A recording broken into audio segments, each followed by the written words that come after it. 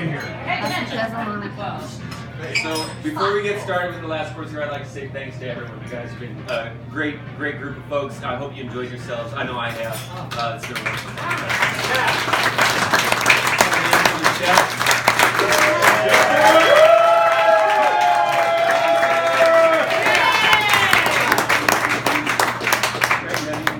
Yeah, I'd like to thank the guys from Phillipsburg, Kathy and Nolan, and our whole crew for coming down. Really, come on, guys.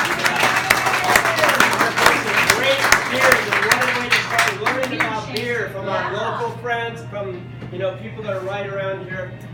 Keep on trying new beers, keep on trying new things. Don't be afraid, right? Craft beers is really taken off in Montana, and so let's get out and support our local people. So I'd like to thank everybody for coming out one more time, because on the last course, I'm always a flight risk. Right?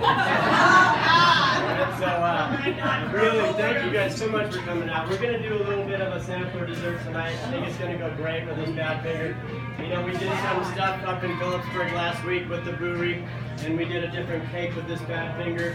And I want to tell you, I really like this, one of my favorite beers, and it's going to go well with everything sitting on the plate.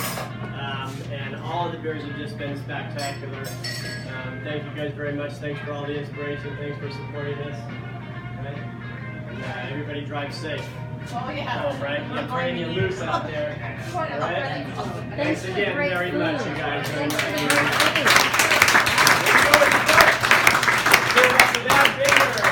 So Badfinger is an imperial stout. It's called imperial because, again, of its origins. The stout we just drank in the last course was about 5%. This one is about 10% alcohol. And the reason for that is, once again, in shipping logistics. The British brewers back around 1900 were making a lot of beers for the Russian imperial court. And it's expensive to ship beer in barrels across country like you would have to do to get to Moscow and St. Petersburg. And so what the British brewers started doing is making double-strength beers that they could then water back when they reached the court in Russia. But it turns out those Russians are drinkers too, and they like the full-strength beer. So they just started drinking the full-strength, and this has been one of the most enduring styles over the last 125 years, this Imperial Stout. Big, rich. If you look on your menu, you'll see that it's got 70 IBUs as compared to 35 IBUs of the last stout, and that's a measure of bitterness. About 0 to 100. 100 IBUs is about the maximum that a human palate can differentiate. But you'll notice that it doesn't taste as bitter as the last beer. And that's because it's got more sugar. More residual sugar balances out that bitterness from the hops, and you actually get more of sweet character than you do of bitter character. You'll also get some sort of sherry, ripe fruit, raisin, and that's from the caramelized hops that we use, or I'm sorry, caramelized malt that we use in the malt bill. And that roasted character and coffee character is from roasted malt. Stout and porter are two very similar types of beer. Porter was sort of the original dark beer brewed by the English brewers, and then the British Crown started charging a tax on the roasted or on the malted barley that would be used in porters.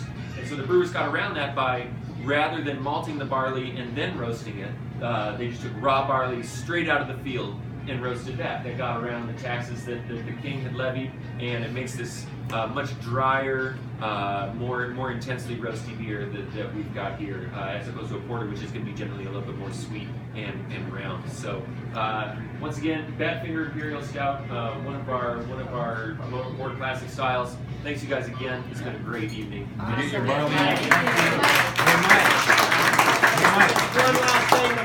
thing before we Did you get your barley in Montana? I just want to thank everybody in my crew really fast. We couldn't do it without Jennifer.